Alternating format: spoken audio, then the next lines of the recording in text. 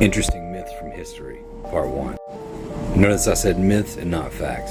These are stories that we like to tell, and I'm a storyteller. I'm a fantasy author, so we're having fun today. Keep that in mind. Don't forget, Herodotus was a storyteller too. You want to hear some real Red Wedding, Game of Thrones type shit? Let me tell you about Harpagus. Harpagus was the top general of Aseages, a Median king around the 6th century BCE. Now Aseages was kind of a paranoid man, and he had what he thought was a prophetic dream. He dreamed that his daughter, Dottie, had vines growing from her womb to encapsulate the whole world, and he and his magi interpreted this dream to mean that she would give birth to a son who would usurp his rule. Now this sounds like some shit from a fantasy novel.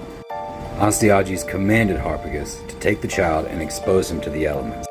But Harpagus was related, and he was loath to spill his own blood. Like, man, I'm kind of unsure about killing a baby. That's pretty messed up. So Harpagus takes the child and instead gives him to a shepherd named Herodotus. See, Herodotus' wife had given birth to a stillborn, and it was like a win-win for everybody. Or so he thought.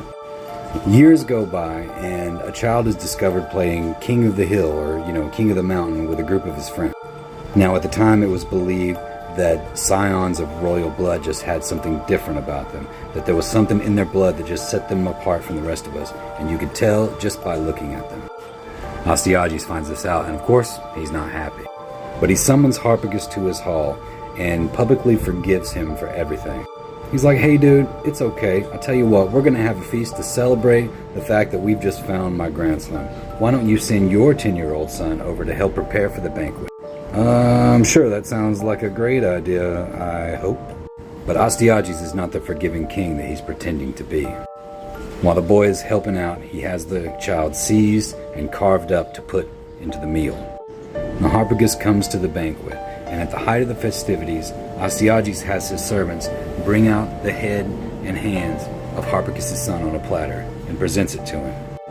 And Aseages asks him, do you know the beast upon which you've been dining? Damn, right? Now Harpagus is a stoic MFer, right? He's a warrior, he's a general. All he says is, yes, my lord. And he collects the remains of his son for burial. But Harpagus ain't gonna take this insult lying down. He starts to foment rebellion against his king. He organizes a coup, and he corresponds with the young Cyrus, the boy who is exiled. He builds a friendship with him, and over time, convinces him to raise arms against his grandfather, Aseages. So Cyrus raises his armies and invades Media, and at a pivotal moment, in a pivotal battle, the armies under Harpagus' command betray Aseages, thus ushering in the Persian Empire. Don't piss off your generals.